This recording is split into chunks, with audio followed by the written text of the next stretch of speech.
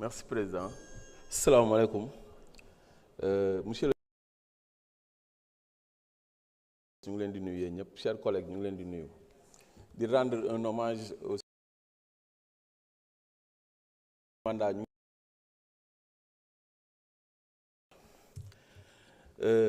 monsieur le ministre dañu nekk ci benn dëkk boo xam ne bu tudd Sénégal boo xam ne plus am nañ population boo xam ne toll na si plus de 18 millions d'habitants si 18 millions d'habitants yi presque plus de 99,50% ñu gëm ñoo xam ne ci religion lañ bokk que ce soit muy religion musulmane wala la religion chrétienne donc ñu indi ñu loi bi nga xamante ne ci dafa porté ci wàllum góor jigéen man je pense que ne warul nekk sax loo xam ne dañ ciy hésiter pour wax la ni loi bi dinañ ko voté parce que à quelques kilomètres ñu ngi am fii Limamoulaye bi tëdd fii ni Jàmmalaay nga dem ak plus de 100 kilomètres ñu am lu mel ni Tivaouane lu mel ni Touba. Donc man je ne pense pas que tey waroon nañ nekk sax loi bii nii ñaata régime ñoo fi jàll depuis 1965 plus de 60 ans yoo xamante ne loi bi mu ngi fi kenn laalu ko tey ñu ñëw ci régime mu Pastef ñu ne dañuy hésiter ñi nga xamante ne dañ ci maanu woon ñu ngi leen di ñaan nañ ci maanu àdduna méttiwul choix la rek tu es pour ou tu es contre si tu es contre nga maanu ci rek Pastef bi nga xamante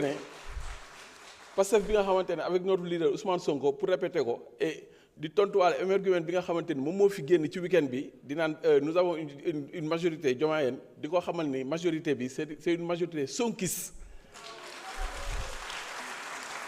nous avons une majorité sonkis parce que kooku moom man li may regretter sax mooy tur bi nga xamante ne dama ko bokk ak moom lu ma metti la bu fekkoon changer tur dagan na dinaa changer tur parce que am na loo xamante ne non foog ñu leeral ko parce que fii nii assemblée bi saa yu ma rombee rek ñu si bëri dañu may tooñ ba ci Pape Moussa bii nii fu ma romb ñu tooñ ma Dramane lañ may woowee lu ma metti la nag bu ñu demee monsieur le ministre bu ñu demee tey ci seen horizon 2050 bi nga xamante ne suñ premier ministre moom moo ko proposé ci axe 2 bi di nga gis ñu ne la capital humain bi nga xamante ne moom lañ soxla mais naka la ñu mun a amee un capital humain boo xamante ne ci dëkk boo xam ne dafa am ay góor jigéen la bunul nekk parce que ñooñu ëllëg ñoom ñooy nekk suñu représentant donc capital humain bi nga xamante ne de qualité bi nga xamante ne moom la ñu woote ak souverainisme bi àndul ak yenn merci yi donc loi bi dinañ ko voté incha allah loolu laa amoon lu ma lay wax ñu ngi leen di gërëm di leen sant. jërëjëf Abdourahmane Diouf. Assoumana Sarr, vous avez la parole. Diaraïba se prépare.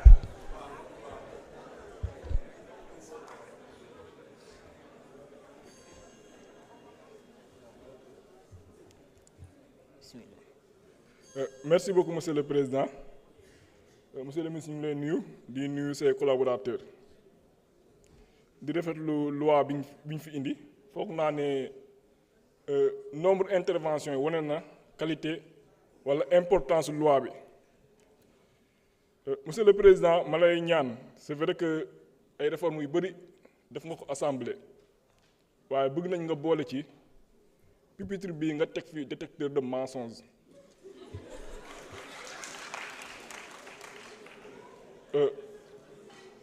waaw parce que li ko waral ñuy wax loolu magum jëm day taxaw fii mu leer ko li muy wax du dëgg mais mu ñeme koo wax jàkkaarloog nit yi soo jëlee ki fi jóge mu def benn li ñu naan ci tubaab un lapsus révélateur xam nga un lapsus révélateur boo liiree Sigmund Freud un psychanalyste daf lay wax ne yenn erreurs yi ce n'est pas des erreurs en tant que telles mais ça exprime ce que l'inconscient veut dire réellement donc ce qu'il a dit tout à l'heure c'est son inconscient qui veut dire cela mais yàlla nattu ko mu wax ko donc benn ñaareel gi mooy il a taxé Ousmane Sonko d'être des amis entre guillemets d'homosexuels mais loolu noonu moom il oublie que son mentor à un moment donné il a nommé ministre koo xam ne il a défendu les causes homosexuelles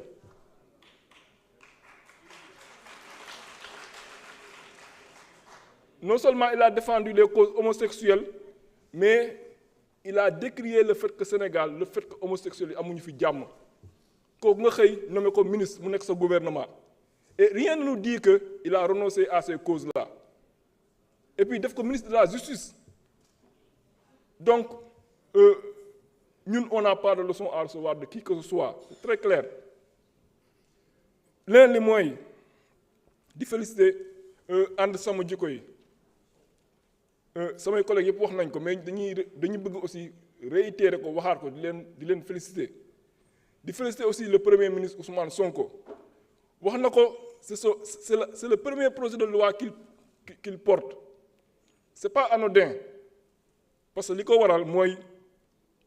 moom li mu waxoon ci la bëgg a tegu maintenant le débat naan crime wala délit mais dañuy fàtte ne crime délit contravention yooyu yëpp ay infraction la dañ koy fàtte benn tur lañu am c'est le droit pénal qui distingue selon amende yi selon durée bi nga tëdd kaso bi mooy distinguer crime délit mais ñoom ñett yëpp ay infraction la maintenant cette distinction là si on arrive à travers la modification de l'article 319 à avoir des peines plus lourdes di am ay amendes yu gën a cher mais ku ñu tuddee ko crime ku ñu tuddee ko délit lan mooy différence bi y a aucune différence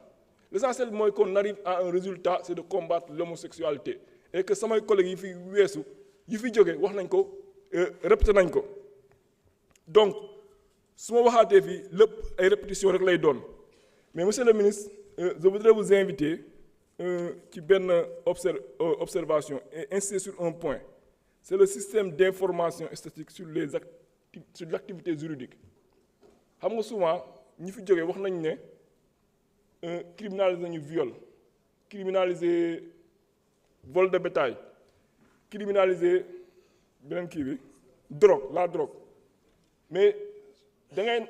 ngay dégg souvent nos autorités naan changé wul dara wala amul impact mais quel est le baromètre wala quels sont les indicateurs qui nous permettent de dire que